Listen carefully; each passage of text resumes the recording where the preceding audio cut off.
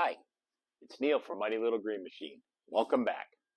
Well, I went out and tested the leak that I had repaired on the valve body by digging out a stump, and that leak was perfect. However, when I got it back down, I noticed that I still was dripping. So I took the backhoe off and found a second, much worse leak. I actually had a hose that was leaking. So I'm going to show you how I figured that out and show you putting in the new hose. I removed the old one. I forgot to film it. And I'm going to try and go get that warranted by the dealer. They're not open today or now. So I went and had a hose made so I can get the backhoe back working again. And then I'll just warranty the other one and keep it because it looks like most of the hoses on this thing are pretty much the same length. So I'll have a spare then just in case. But let's get started. Okay, so it turns out what was leaking also was the hose that comes from the side-to-side piston. I'm not sure what they call it. And the way I figured that out was because you can see like this hose is still wet. But when I moved the hoses around, this hose, when I moved it, actually started to drip hydraulic fluid because you can't see what's going on with the covers. So it actually started to just run out of it when I moved it. That's how I figured out that was the hose. I removed the hose. I took a look at it. There's no damage to it physically. So I can't see that I caused it. It just must be leaking. I haven't cut the cover off it because I want to warranty it, hopefully. But I'm hoping once they get it, I can cut it and see what's going on with it. But let's go ahead and install the new hose. So the hose runs from here and it goes up. And what it does is it comes around up into this valve body and it goes right there. Okay. In order to get this hose off, I had to remove this hose just so I could get in there. So what I'm going to do is I'm going to feed this hose down from up here and then go down there and make the attachment. So let's do that now. Okay. So here's the new hose. It looks just like the old hose. I had them put the cover on it to protect it like it was. It was a lot more expensive than I had hoped being this short. The place where I go that's close doesn't give me any kind of a deal, and it was $72 for this hose. I wasn't happy, but I guess it's my fault. I should have asked first how much it was going to be. But it's made now, so I'm going to go ahead and reinstall it. So like I said, what I'm going to do is I'm going to snake this down. Actually, what I'm going to do is remove this other hose again first so I can get in there better. Like that. And then I'm going to snake this one down. Just get it kind of in place. I'm not even going to put it on yet because I want to look at it down below yet. So let's. Okay, so you can see the hose is right here and it's got to go here. Going to loosely thread this on and then go up top.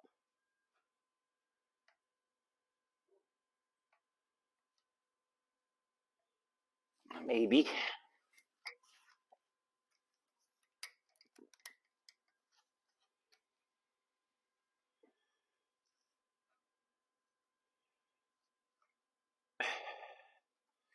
Just a little bit of pressure on this.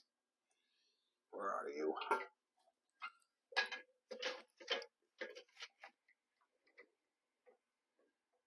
Now, I don't know if this was, I'm not sure. I mean, John Deere knows better than I, but some of these have really tight bends in them, and I just don't know if that's good or not. Okay, so that's started. Now, I'm going to pull this down. Okay.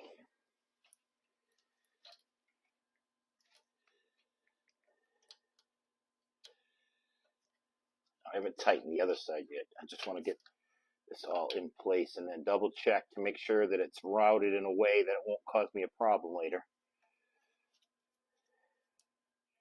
Okay, so that's where that's running. You can see, I'm not sure I love this yet. Let's double check this side and see what it looks like.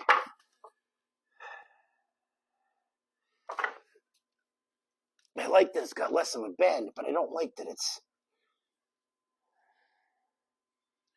Guess that's not bad like that. Oh, sorry. So, let's double check over here.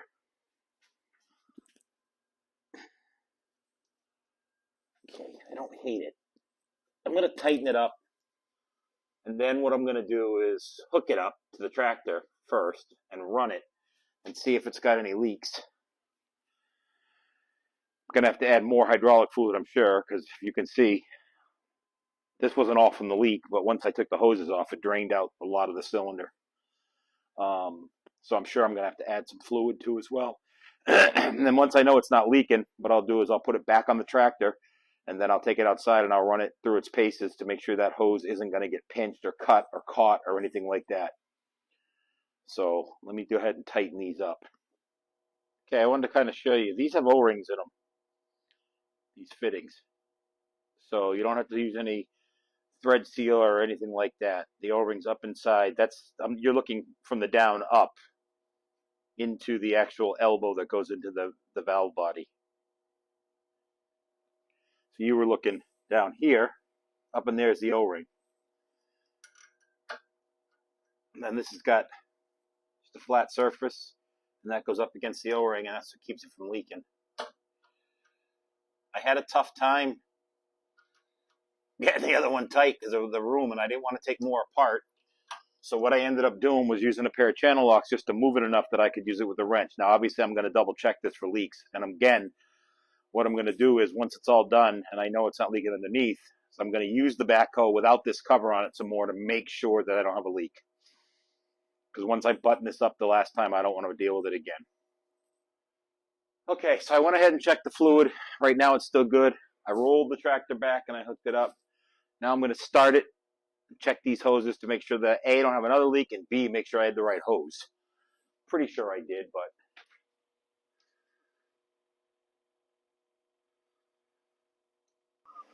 okay.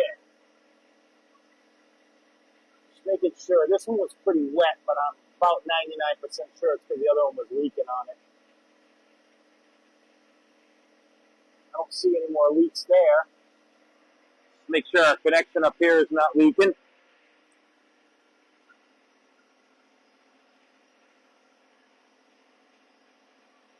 Seeing leaks there.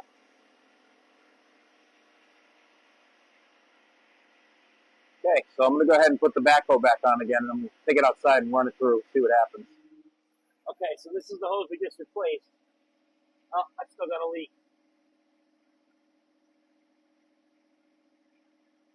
Okay, going back inside. Okay, I think it's this other wet hose, but here's what I don't know. I don't know if I have two bad lines or if I swapped the wrong one.